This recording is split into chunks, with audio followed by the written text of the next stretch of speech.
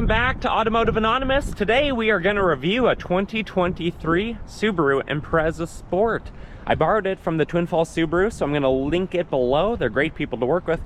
Otherwise, we're going to get right into it with this walk around, go through all the specs, initial driving impressions, 0 to 60 with the GPS, and final thoughts to decide, is an Impreza Sport potentially worth your time and money?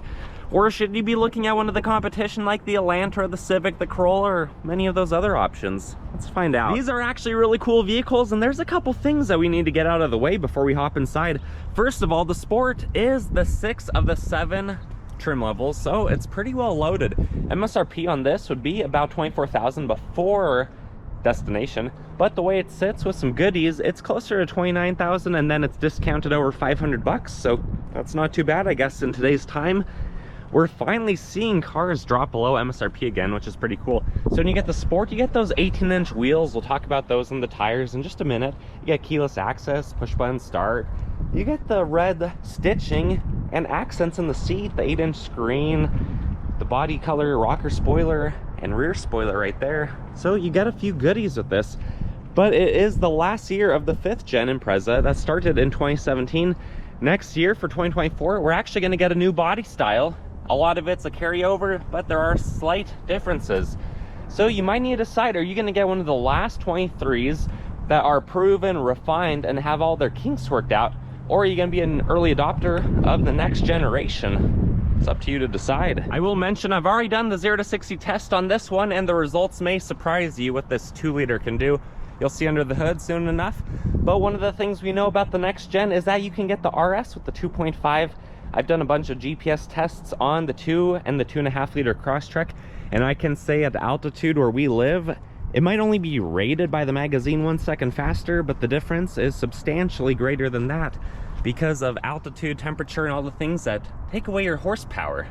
That's not to say that the 2-liter sole powertrain engine in this car isn't decent, because in a lot of cases it is, but this one has the CVT. You can also opt for a manual on the lower trim levels, which is a pretty cool feature. Anyways, back to the specs. This is about 3,100 pounds. They're 15 feet long, 6 feet wide, and just under 5 feet tall. They have a towing capacity of up to 2,600 pounds, depending on its configuration, although you're probably not going to be towing a whole lot with an Impreza. You don't often see that. Subaru in the US sells 35,000 to 86,000 of these a year. They have 5.1 inches of ground clearance, and the wheelbase is just under 9 feet, so it's low to the ground. It's pretty stable, but you do have enough ground clearance to do Subaru stuff. Symmetrical all-wheel drive in the CVT gives you a final drive ratio of 370, which is a good balance between putting the power down and getting decent MPG. If you opt for the manual, though, you actually get a more aggressive torque dropping 411, so keep that in mind. It has a 13.2 gallon gas tank, so the CVT like this is rated at about 28 city, 36 highway, so when you're road tripping, you're not going to have to stop for about 475 miles. My day job is physical therapy, so I work with people who are in car accidents. This is a 5-star crash test rated vehicle. You can see all those stars on the sticker right there, and it is a top safety pick. So you're going to get a lot of goodies. You have the turn signals on the side, you have blind spot monitoring on the inside, you have eyesight cameras, and all the adaptive cruise control features, lane keep, things like that. They're going to help you be safer on the road and more likely to avoid accidents with all the active and passive safety features. You might be asking, I have the roof racks, how much stuff can I carry? Well, the payload capacity, or basically how much occupants and stuff can you carry in this, it's going to be about 1,150 to up to 1,300 pounds, just depending on the configuration and what powertrain you have. The paint and the metallic flake in it looks so much better in person than I know it's picking up on camera. I always like gray metallic paints. But the wheels, they're 18-inch. It has a Yokohama 225 4018. I do personally wish it was an all-black design, but they look decent for what they are. They are a little bit on the sporty design and what Subaru's going for. Anyways, guys, I think it's time to get out of the wind and show you the interior. I want to mention that you do have the proximity key, which is cool, so you can leave that in your pocket and you can lock or unlock the vehicle. And with the proximity key, you can pay for the My Subaru app and have remote start, which is pretty awesome. The door panel looks pretty cool. You got the fake carbon fiber theme, which is common on these Subarus. You have red stitching, soft, decently wide bolstered armrest, a huge handle, so if you have up to 12 fingers, you should be able to fit it in there, or a giant glove. I do wish that the storage extended a little bit further out, but it's decent. You do have a bottle holder, and then Harman Kardon speakers, which sound really good on this model. You don't even get the baby size Subaru on the door sill, but that's okay because you get these really nice cloth sport mats, aluminum pedals, fuse box, hood release. Those are the options you have on the Sport. Ventilation, more textured theme, and then the lighting stock, the trip reset, and power seats that have these red accents and red stitching. And then up top you have the moonroof. Sitting inside the Impreza Sport, it's a nice place to be. We're going to do the push button start. 2-liter roars to life. The needles do their little dance, and you can see those cool red gauges that match the red stitching for the sport theme. You of course have paddle shifters for that simulated gears that the CVT holds. You have a lot of other options, so you can go through the paddles for the center. It's been idling a lot, that's why it says the MPG is only 11.8. You can go through info right there to see what else it has. Pretty good clarity on these screens too, I do like it. And then the leather wrapped wheel feels good, the horn is decent. A little bit high pitched, but not too bad. You have volume and voice controls on the left, adaptive cruise and sport intelligent mode on the right. If you want to get into cruise control without eyesight, you hold the cruise button and then you hold that, and you can hear the beep and see the change. Otherwise, we have the 8-inch screen on this one. It does look good. Android Auto, Apple CarPlay work really well. You have a CD player, physical buttons, hazards right there, and then USB, 2 of them, aux and 12 volt right there. Piano black around the shifter. The backup camera takes up the whole screen. Trajectory lines do move, and it actually looks really good. E-brake, heated seats, cup holders, and then 2 more USBs and another 12 volt in this decent sized center console. Up top you have the halogen lights, or incandescent. You have a few more of your safety features you can turn off there, and then you can slide the shade, and then you can tilt, or you can slide. So pretty cool. You can see it's darkly tinted. It looks really good. But let's turn off the car, hop in the back seat, and see how we fit behind ourselves. The back seat has a very similar theme. Nice large handle, bottle holder, a little bit of snacks, unnamed speaker, but we know what they are, and then the same cloth type of door card and carbon fiber theme. Still nothing on the door sill, but the red accents follow back here. You can easily drop the seat, have the all-weather matting back there. It is a 60-40 split. Or if you're sitting behind yourself, you don't get to be a backseat driver. There's no mat pocket, which is unfortunate. But you do have a few inches of room, probably about 3 inches right there. Nothing on the back of the console. And you also don't get an armrest on these Imprezas or the Crosstreks. But sitting back here behind yourself, it is a decent view. If you're going to be chauffeured, you know, it's honestly not a bad place to be. You're likely to be very comfortable. But let's hop around, open the hatch, and see what else we have that's offered to us. There's a couple ways to open it. There's the button under the symbol, or there's the remote, which also just unlocks it. I do want to mention there's a pin code right there. You can set that so you can get into the vehicle without having the keys. I have an old video on how to set that. It's a really cool feature. Otherwise, let's open up the lift gate. Back here, you'll find basically the same dimensions as the Crosstrek. Where this is a hatchback, you get about 21 cubic feet. If you drop the seats forward, it goes up to about 55, which is pretty good for this size of vehicle. But if you're going Impreza sedan, you're limited to about 12 cubic feet for the trunk. You do have an incandescent light right there. And then under these all-weather mats, you have a spare donut tire with your tools and just enough room around the periphery to hide some snacks. So comment below what that's going to be. Otherwise, it's pretty straightforward back here. Let's drop the hatch and move on.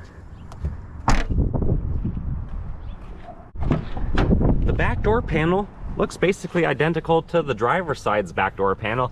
But what's different is this is where your backseat driver goes. So enjoy the map pocket, enjoy the power. Otherwise, this is the 60 split. These seats are light, they're thin, they're easy to move, and they look good. Now, if you're riding shotgun, you get advertised Harman Kardon speakers. You get the slightly bigger handle for your bigger hand. You got a few controls right there, carbon fiber theme, same door card, but otherwise you guys know the routine by now. Nothing on the door sill. You do get sport on the mats. No auto options for the seat. But it does look good. You're still gonna be able to find a comfortable position.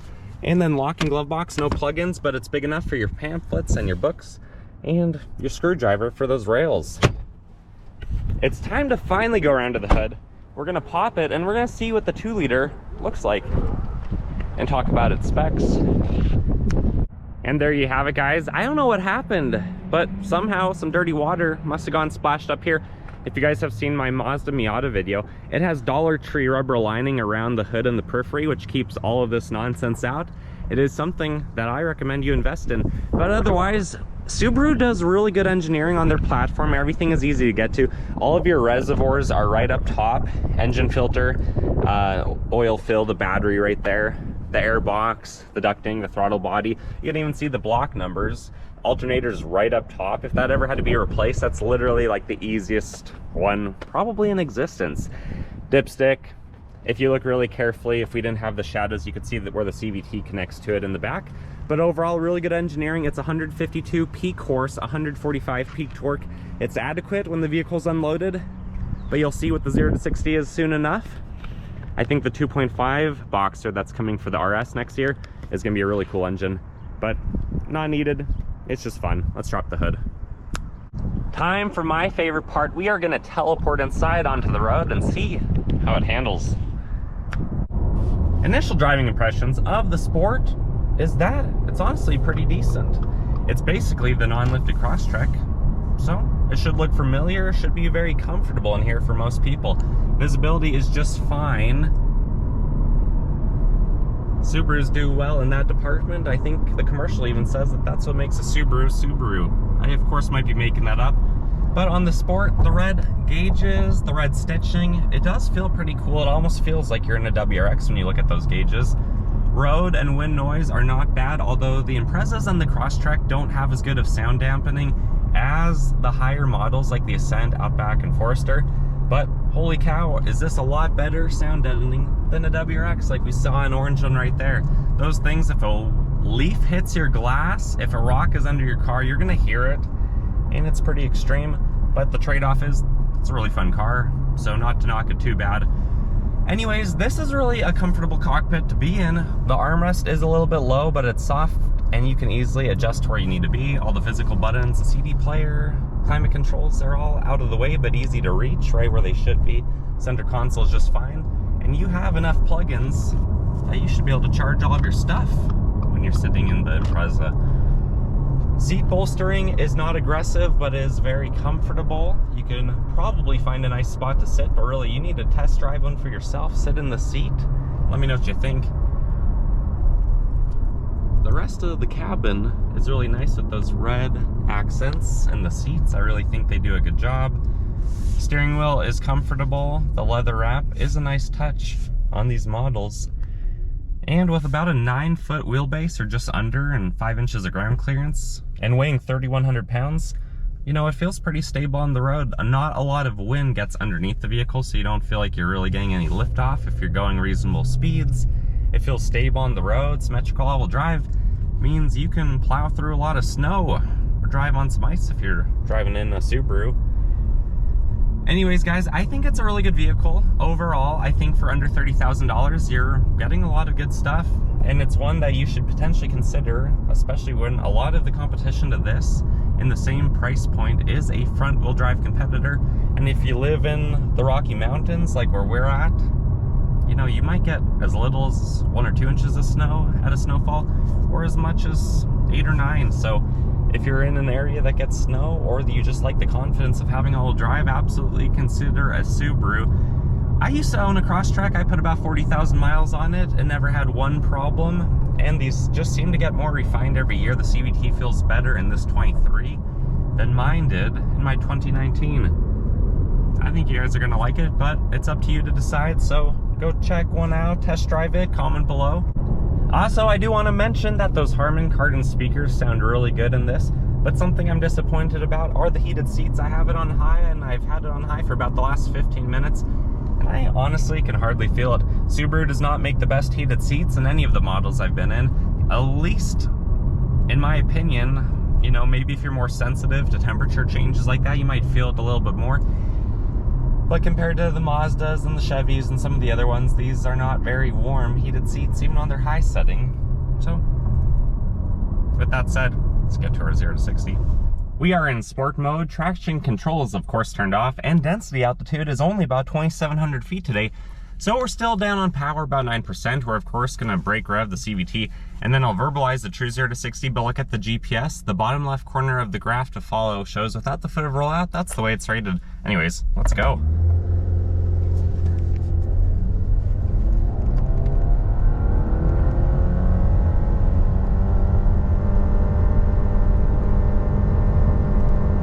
Good job, CVT. You held your power, and true 0 to 60 came in at 10.13. Honestly, that's about what I expected for our altitude and weather conditions today.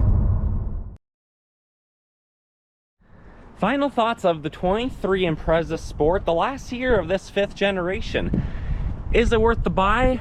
Honestly, guys, I think for the price point that these are, I think it's really worth it. I think these are a really cool offering. For about $28,000, you're getting a lot of safety features, a lot of capability, while getting good mileage and good reliability and being a top safety pick. Honestly, guys, I don't really know what else you can get in today's age that's much better than what this offers. Even being the hatchback, over 21 cubic feet of cargo behind the seats, that's a really good offering. Take it to the mountain, take it to the trails, whatever you want to do. You have 5.1 inches of ground clearance to get you there. I do think you should go drive this if you're comparing it to the Mazda 3, the Elantra, the Civic, the Corolla, any of those type of cars. I think it holds its own in the class, and all the features that this one offers, you know, Subaru seem to often be a slightly better value than some of the other Japanese competitors. But what are your thoughts? Would you consider one? Are you buying one? Have you bought one?